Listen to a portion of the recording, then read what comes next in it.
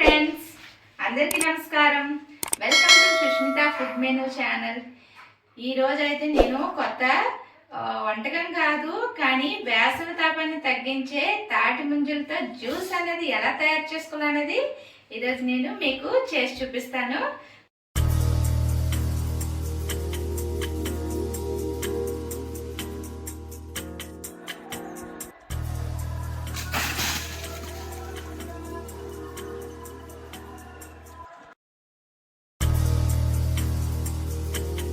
నేను సబ్జాలు 1 గంట పాటు వేడి నీళ్ళల్లో నానబెట్టుకున్నాను. చూడండి ఎలా నానుతున్నాయో.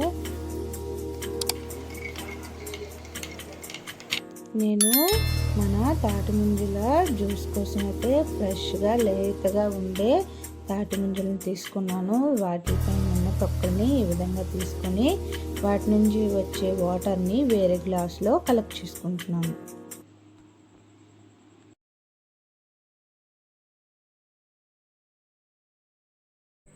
వేసవి తాపాన్ని తగ్గించే ఐస్ యాపిల్ జ్యూస్ని ఎలా తయారు చేసుకోవాలో ఈరోజు చూద్దాం. దానికి కావలసిన ఇంగ్రీడియంట్స్ ఐస్ యాపిల్ 7 అండి, తాటి ముంజులు,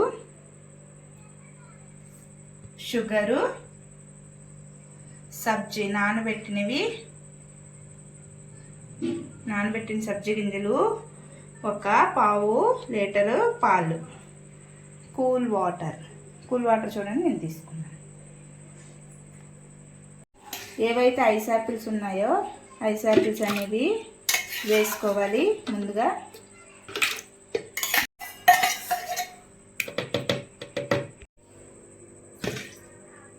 తర్వాత ఐస్ యాపిల్స్ వాటర్ యాడ్ చేసుకున్నాను. సరిపడా షుగర్ అనేది యాడ్ చేసుకున్నాను. కొంచెం కూల్ వాటర్ యాడ్ చేసుకొని చూడండి సరిపడా మిల్క్ అనేది యాడ్ చేసుకున్నాను. ఈ విధంగా మిక్సీ పట్టుకున్నాను.